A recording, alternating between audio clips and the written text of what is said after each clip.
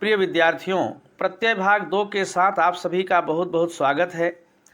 छात्रों, प्रत्ययों के अध्ययन क्रम में आज के इस भाग में हम लोग कृत प्रत्यय के अंतर्गत ल्यप प्रत्यय और ल्यप प्रत्ययान्त पदों का अध्ययन करेंगे कि ल्यप प्रत्यय का प्रयोग कहाँ और किस अर्थ में होता है तथा धातुओं में ल्यप प्रत्यय जुड़ने पर नया पद क्या होता है और उसका अर्थ क्या होता है।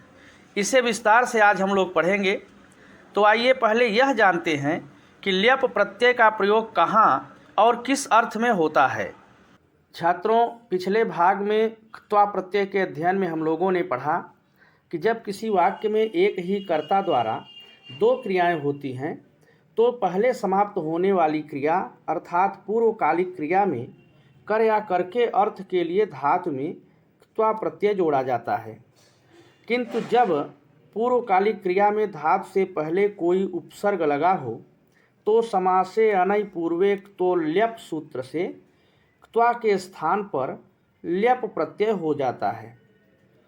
अर्थात पूर्वकालिक क्रिया बनाने के लिए धातु में क्त्वा प्रत्यय जोड़ा जाता है, परंतु जब धातु से पहले किसी उपसर्ग या अव्यय आदि का प्रयोग हो रहा हो तो वहाँ पर क्त्वा प्रत्यय का प्रयोग न करके उसके स्थान पर ल्यप प्रत्यय जोड़ा जाता है। जैसे गम धातु में क्त्वा प्रत्यय जुड़कर बनता है गत्वा, जिसका अर्थ होता है जाकर या जाकर के। किंतु यदि आकर यह अर्थ लेना हो तो गम धातु में आ उपसर्ग लगेगा और आ उपसर्ग लगने के कारण अब इसमें क्त्वा प्रत्यय का प्रयोग नहीं होगा, उसके स्थान पर ल्यप प्रत्यय का प्रयोग होगा और तब पद बनेगा आगत्य, जिसका अर्थ होगा आकर या आकर के। इसी तरह जी धातु में जब क्त्वा प्रत्यय जोड़ते हैं तो जित्वा बनता है, पूर्वकालिक क्रिया बनती है जिसका अर्थ होता है जीत कर या जीत करके। किंतु जी धातु से पहले मान लीजिए वी उपसर्ग लगा हो तब क्त्वा प्रत्यय नहीं लगेगा, उसके स्थान पर ल्यप प्रत्यय का प्रयोग होगा और बनेगा विजित्य। अर्थ होगा जीत कर या जीत करके। दोनों का एक ही अर्थ है, जित्वा का भी और विजित्य का भी। अंतर इतना है कि जित्वा में क्त्वा प्रत्यय जुड़ा है और विजित्य में जी धातु से पहले वी उपसर्ग लगने के कारण इसमें ल्यप प्रत्यय का प्रयोग हुआ है। सूत्र में अनय कहा गया है, अर्थात यदि क्त्वा प्रत्यांत शब्द के पूर्व नय अव्यय का अ या अन हो तो क्त्वा का क्त्वा ही रहता है, ल्यप नहीं होता। जैसे पठित्वा, यह क्त्वा प्रत्यांत शब्द है, इसके पहले यदि नय का अ हो तो क्त्वा के स्थान पर ल्यप नहीं होगा बल्कि क्त्वा ही रहेगा और पद बन जाएगा अपठित्वा, न पढ़कर या बिना पढ़े। न पठित्वा इति अपठित्वा, न पढ़कर या बिना पढ़े। जैसे स पद्यम अपठित्वा गद्यम पठत, वह पद्य न पढ़कर गद्य पढ़ रहा है, यहाँ पर अपठित्वा ही है, ल्यप प्रत्यय नहीं हुआ। इसी तरह उक्त्वा में नय का अन होने पर अनुक्त्वा बनेगा, यहाँ पर क्त्वा के स्थान पर ल्यप नहीं होगा, अर्थ होगा न कहकर या बिना कहे। जैसे ते माम अनुक्त्वा गृहम न गच्छन्त, वे मुझसे कहे बिना घर नहीं जाते हैं। इसी प्रकार अलिखित्वा, न लिख कर या लिखे बिना, अकृत्वा, न करके या किए बिना। और जब धातु में ल्यप प्रत्यय जुड़ता है तो ल्यप के ल और प का लोप हो जाता है, केवल यह शेष रहता है। ल्यप प्रत्यांत पद का प्रयोग अव्यय की तरह होता है, अर्थात इसके रूप में कोई परिवर्तन नहीं होता। जैसे आ उपसर्ग पूर्वक गम धातु में ल्यप प्रत्यय लग के एक ही रूप आगत्य बनता है, जिसका अर्थ होता है आकर या आकर के। उदाहरण देखें, पहला वाक्य है रामः अत्र आगत्य गृहम अगच्छत, राम यहाँ आकर घर गया। दूसरा वाक्य है बालकाः गृहम आगत्य क्रीडन्ति, लड़के घर आकर खेलते हैं। और तीसरा वाक्य है युवाम अत्र आगत्य पठतम, तुम दोनों यहाँ आकर पढ़ो। इन तीनों वाक्यों में पूर्वकालिक क्रिया आकर के लिए आगत्य पद ही प्रयुक्त है, इसके रूप में कोई परिवर्तन नहीं हुआ है, जबकि तीनों वाक्यों के कर्ता अलग हैं। पहले वाक्य में कर्ता रामः, प्रथम पुरुष एक वचन, दूसरे में कर्ता बालकाः, प्रथम पुरुष बहुवचन, और तीसरे वाक्य में कर्ता युवाम, मध्यम पुरुष द्विवचन है। परंतु जो पूर्वकालिक क्रिया है आकर, उसके लिए एक ही पद आगत्य प्रयुक्त है। तो इस प्रकार से ये समझ लें कि क्त्वा प्रत्यांत पद की तरह ही ल्यप प्रत्यांत पद भी एक अव्यय की तरह ही प्रयुक्त होता है। अब आइए देखते हैं कि विभिन्न धातुओं में ल्यप प्रत्यय जुड़ने पर नया पद क्या बनता है और उसका अर्थ क्या है। यहाँ ल्यप प्रत्यांत पदों के 50 उदाहरण दिए हैं। पहले उपसर्ग, फिर धातु, प्रत्यय, प्रत्यांत पद और फिर अर्थ। पहला है वि उपसर्ग पूर्वक रम धातु में ल्यप प्रत्यय करके विरत्य और विरम में बनता है, जिसका अर्थ होता है रुक कर या रुक करके। वि उपसर्ग पूर्वक स्मृ धातु में ल्यप करके विस्मृत्य, भूल कर या भूल करके।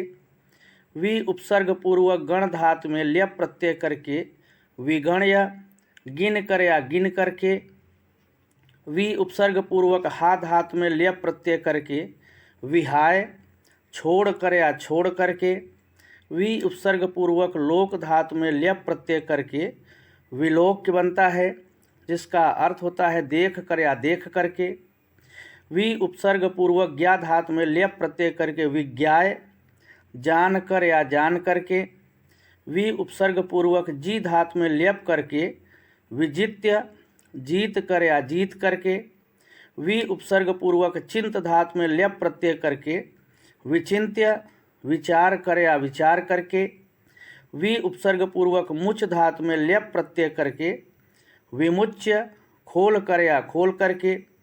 और वि उपसर्ग पूर्वक हस धातु में ल्यप प्रत्यय जोड़कर बनता है विहस्य, अर्थ होता है हंस कर या हंस करके। परि उपसर्ग पूर्वक धा धातु में ल्यप प्रत्यय करके परिधाप्य, अर्थ है पहना कर या पहना करके। परि उपसर्ग पूर्वक ग्रह धातु में ल्यप करके परिगृह्य, ग्रहण कर या ग्रहण करके। परि उपसर्ग पूर्वक त्यज धातु में ल्यप करके परित्यज्य, छोड़ कर या छोड़ करके। परि उपसर्ग पूर्वक क्रम धातु में ल्यप प्रत्यय करके परिक्रम्य, घूम कर या घूम करके। इसी तरह प्र उपसर्ग पूर्वक स्था धातु में ल्यप करके प्रस्थाय, चल कर या चल करके। प्र उपसर्ग पूर्वक कुप धातु में ल्यप करके प्रकुप्य, क्रोध कर या क्रोध करके। प्र उपसर्ग पूर्वक धाव धातु में ल्यप करके प्रधाव्य, दौड़ कर या दौड़ करके। प्र उपसर्ग पूर्वक दा धातु में ल्यप करके प्रदाय, प्रदान कर या प्रदान करके। प्र उपसर्ग पूर्वक सह धातु में ल्यप प्रत्यय करके प्रसह्य, सहन कर या सहन करके। प्र उपसर्ग पूर्वक विष धातु में ल्यप करके प्रविश्य, प्रवेश कर या प्रवेश करके। प्र उपसर्ग पूर्वक नम धातु में ल्यप प्रत्यय करके प्रणम्य और प्रणत्य दोनों बनता है, जिसका अर्थ होता है प्रणाम कर या प्रणाम करके। और प्र उपसर्ग पूर्वक आप धातु में ल्यप प्रत्यय जोड़कर प्राप्य बनता है, जिसका अर्थ होता है प्राप्त कर या प्राप्त करके। इसी तरह उप उपसर्ग पूर्वक क्री धातु में ल्यप प्रत्यय करके उपकृत्य, उपकार करके। उप उपसर्ग पूर्वक लभ धातु में ल्यप प्रत्यय करके उपलभ्य, प्राप्त करके। उप उपसर्ग पूर्वक गम धातु में ल्यप प्रत्यय करके उपगम्य और उपगत्य दोनों बनते हैं, जिसका अर्थ होता है पास जाकर या पास जाकर के। सम उपसर्ग पूर्वक भू धातु में ल्यप करके संभूय बनता है, एकत्र होकर या एकत्र हो करके। सम उपसर्ग पूर्वक दृश्य धातु में ल्यप करके संदृश्य, अच्छी तरह देख कर। सम उपसर्ग पूर्वक पठ धातु में ल्यप प्रत्यय करके संपठ्य, अच्छी तरह पढ़कर। सम उपसर्ग पूर्वक पच धातु में ल्यप करके संपच्य, भली प्रकार पकाकर। सम उपसर्ग पूर्वक प्रच्छ धातु में ल्यप करके संपृच्छ, अच्छी तरह पूछ कर। सम उपसर्ग पूर्वक रक्ष धातु में ल्यप प्रत्यय करके संरक्ष बनता है, अर्थ होता है भली प्रकार रक्षा करके। अनु उपसर्ग पूर्वक श्री धातु में ल्यप प्रत्यय करके अनुसृत्य अनुसरण करके। अनु उपसर्ग पूर्वक भू धातु में ल्यप प्रत्यय करके अनुभूय अनुभव करके। और अनु उपसर्ग पूर्वक गम धातु में ल्यप प्रत्यय करके बनता है अनुगम्य और अनुगत्य, अर्थ होता है अनुगमन करके या पीछे चलकर। आ उपसर्ग पूर्वक गम धातु में ल्यप प्रत्यय करके आगम्य और आगत्य दोनों बनते हैं, आकर या आ करके। आ उपसर्ग पूर्वक दा धातु में ल्यप प्रत्यय करके आदाय, लेकर या ले करके। आ उपसर्ग पूर्वक नी धातु में ल्यप प्रत्यय करके बनता है आनी, ले आकर या ले आ करके। आ उपसर्ग पूर्वक कर्ण धातु में ल्यप प्रत्यय करके बनता है आकर्ण्य, सुन कर या सुन करके। आ उपसर्ग पूर्वक लोक धातु में ल्यप प्रत्यय करके बनता है आलोक्य, देख कर या देख करके। आ उपसर्ग पूर्वक रूह धातु में ल्यप प्रत्यय करके बनता है आरूह्य, चढ़ कर या चढ़ करके। अव उपसर्ग पूर्वक त्रि धातु में ल्यप प्रत्यय करके बनता है अवतीर्य, उतर कर या उतर करके। नी उपसर्ग पूर्वक पा धातु में ल्यप करके बनता है निपीय, पी कर या पी करके। नी उपसर्ग पूर्वक पत धातु में ल्यप प्रत्यय करके बनता है निपत्य, अर्थ होता है गिर कर या पढ़कर। नी उपसर्ग पूर्वक हन धातु में ल्यप प्रत्यय करके बनता है निहत्य, मार कर या मार करके। निर उपसर्ग पूर्वक गम धातु में ल्यप प्रत्यय करके निर्गम्य और निर्गत्य दोनों बनता है, अर्थ होता है निकल कर या निकल करके। उत उपसर्ग पूर्वक त्रि धातु में ल्यप प्रत्यय करके उत्तीर्य बनता है, जिसका अर्थ होता है तैर कर या पार करके। अभि उपसर्ग पूर्वक धा धातु में ल्यप प्रत्यय करके अभिधाय बनता है, जिसका अर्थ होता है कह कर या कह करके। उप उपसर्ग पूर्वक विष धातु में ल्यप प्रत्यय करके उपविश्य, बैठ कर या बैठ करके। उप उपसर्ग पूर्वक श्रु धातु में ल्यप प्रत्यय करके उपश्रुत्य, सुन कर या सुन करके।